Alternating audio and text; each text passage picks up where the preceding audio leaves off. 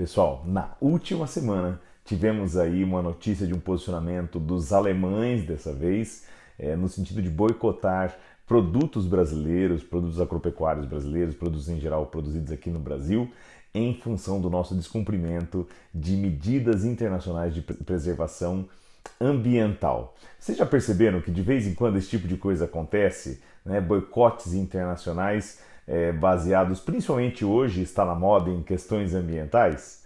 Eu sou o professor Bruno Grego e eu vim aqui comentar com vocês relações internacionais baseadas em muito moralismo e pouca moralidade.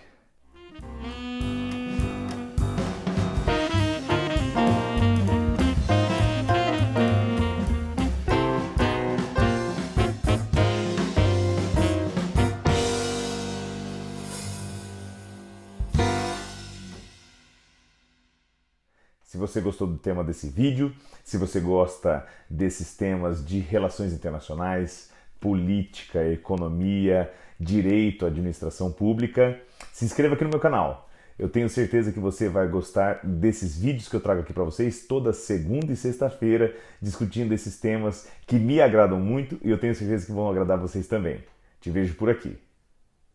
Muito bem, gente. Olha, tema trazido pela minha querida Gabriela Pizzi. Vou recomendar que vocês visitem o perfil aqui dela, tá? Faz comentários interessantíssimos, está sempre se relacionando comigo aqui como estudante de Direito, futura colega. E ela me sugeriu, olha professor, fala aí sobre essa notícia que saiu de que os alemães e empresas alemãs principalmente estão sugerindo o boicote de produtos brasileiros. Porque de fato isso é algo que acontece frequentemente e eu quero falar para vocês um pouco aí até da minha percepção. Vamos tratar com fundamento, claro, eu vou trazer um fundamento essencial aqui para vocês das relações internacionais, mas eu quero falar muito sobre percepção para vocês. Queridos, isso é um tema que recorrentemente aparece, né? Já foi e voltou várias vezes. Em outros momentos, o critério internacional para esse tipo de julgamento era o cumprimento de políticas de direitos humanos. Nós já tivemos, foi e voltou esse critério de medidas de meio ambiente e agora temos de novo aí discussões em torno do meio ambiente, principalmente depois que houve esse barulho aí, né, aqui no Brasil, do descumprimento pelo governo Bolsonaro de medidas de preservação da Amazônia. Muito frequentemente nós temos esse tipo de coisa, pessoas que não conhecem o que acontece no Brasil, não sabem o que acontece no Brasil, nem nós mesmos sabemos o que acontece no Brasil, quanto mais estrangeiros, e que buscam criar esses boicotes internacionais. E aí, gente, faz sentido esse tipo de coisa? Será que isso é uma medida adequada mesmo ou não? Será que isso se encaixa nas relações internacionais? E isso é um gancho, isso é uma provocação muito importante para nós discutirmos o grande princípio que eu, como profissional do direito, não sou profissional das relações internacionais, mas como vocês sabem, eu sou um prático das relações internacionais, trabalho na prática com relações internacionais, já representei o Brasil em conferências da ONU, já fui consultor do programa da ONU para as cidades, então no dia a dia a gente vê a grande importância do princípio da reciprocidade, gente. Nada pode ser feito em relações internacionais que não pela via da reciprocidade. Eu vou explicar isso para vocês e depois eu volto aí para o tema dessas pressões internacionais em torno do meio ambiente. Então vamos lá, gente. O que é esse princípio da reciprocidade? Quem já estudou Direito do Estado, quem já estudou Teoria Geral do Estado, então mesmo os estudantes do primeiro ano aí dos cursos de Ciências Sociais, e mesmo você aí que não é da área do Direito, não é da área das Ciências Sociais aplicadas, já tem uma ideia de que nós temos três elementos para que se caracterize o Estado. Isso vem aí desde o século XVII, século XVIII, definição do Estado moderno. O Estado tem que ter povo, o Estado deve ter território e o que eu quero falar para vocês hoje, o Estado tem que ter soberania. O Estado é quem cria, né, quem personifica, melhor dizendo, essa pessoa da nossa unidade do ponto de vista do Estado Nacional moderno. O que isso significa, gente? Significa que nós somos um povo que está em um determinado território e nesse território aqui tem quem manda. O Estado é soberano. Se o Estado é soberano, não tem ninguém acima dele. E vejam, esse é o grande dilema das relações internacionais, gente. Porque as relações internacionais só existem entre Estados soberanos. Claro, a gente pode falar sobre paradiplomacia, podemos falar sobre diplomacia das cidades, isso é um outro tema. Mas, do ponto de vista tradicional, as relações internacionais se dão entre Estados soberanos. E aí? Se o Estado é soberano, ninguém manda nele. E se ninguém manda nele, como que você obriga alguém a cumprir medidas internacionais? Já fizeram essa pergunta, eu já respondi para vocês nos stories lá do meu Instagram, dá uma olhadinha lá no meu Instagram, vou deixar um link aqui para vocês também. E vejam, pessoal, olha, algo muito importante, a grande questão é que a moeda de troca para esse convencimento é a reciprocidade. Ou seja, o que eu faço com você, Estado, é justo que você faça comigo, e o que você faz comigo é justo que eu faça com você. Por que o Brasil hoje vem numa escalada de décadas, né, em que o Brasil perdeu essa relevância internacional, e por que hoje o Brasil está, muito provavelmente, com o menor status do ponto de vista internacional da história do Brasil desde a sua independência?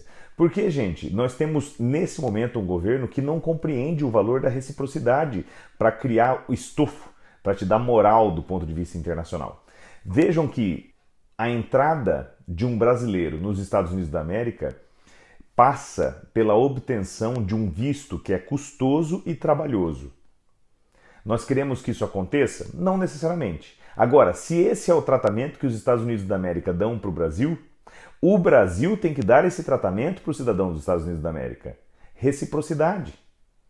Se nós não temos essa reciprocidade, nós ficamos num patamar abaixo ao que está acontecendo hoje no Brasil, um país subserviente aos Estados Unidos da América.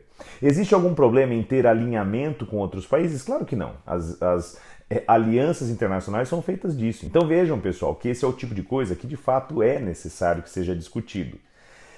E não tem como discutir qualquer presença internacional se você não tem reciprocidade. Feito esse parênteses aí em relação à reciprocidade, é que eu quero comentar esse tema que a Gabriela sugeriu para nós. Porque é o seguinte, gente, do ponto de vista internacional, não tem como os países obrigarem uns aos outros a tomar medidas. E aí, como que a gente poderia fazer com que essas medidas sejam efetivas? Via reciprocidade. Do ponto de vista internacional, qual foi o grande argumento dos países em desenvolvimento? Olha, vocês, países desenvolvidos, vocês acabaram com a natureza que vocês tinham, acabaram com as florestas, acabaram com os recursos naturais, e isso fez com que vocês fossem países desenvolvidos, países ricos.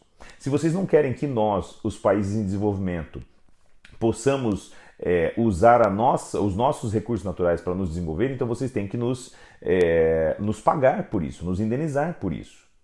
E esse foi o grande mecanismo, no Tratado de Kyoto principalmente, para os créditos de carbono. Ora, se eu mantenho florestas, se eu mantenho estruturas naturais que capturam o carbono da atmosfera, nada mais justo que nós recebamos valor pecuniário em relação a isso. Funcionou? Não. Tem potencial para funcionar? Sim. Isso é importante, mas até hoje não funciona.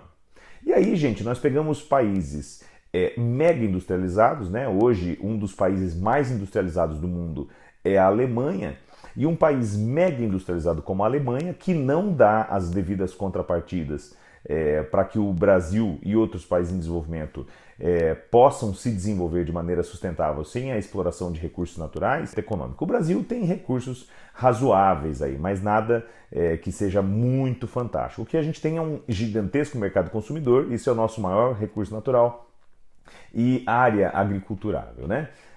E nióbio, para quem acha.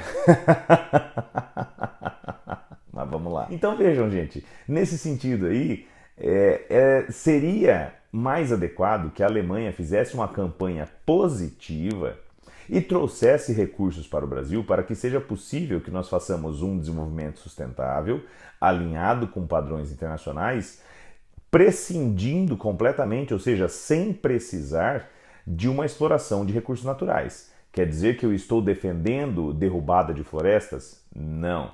Quer dizer que eu estou defendendo esgotamento de recursos naturais? Não. Se você quer ser um cientista, ou ao menos um analista, um profissional sério, interprete o que está sendo dito. Então, o que eu estou dizendo para vocês é que se eles desejam que isso aconteça, o que não quer dizer que justifique que nós façamos, é óbvio que não justifica, mas se eles querem obrigar isso, então eles que tenham esse tipo de presença. Por quê, pessoal? Quem é que boicotou a Alemanha quando a Alemanha estava em industrialização? Ninguém.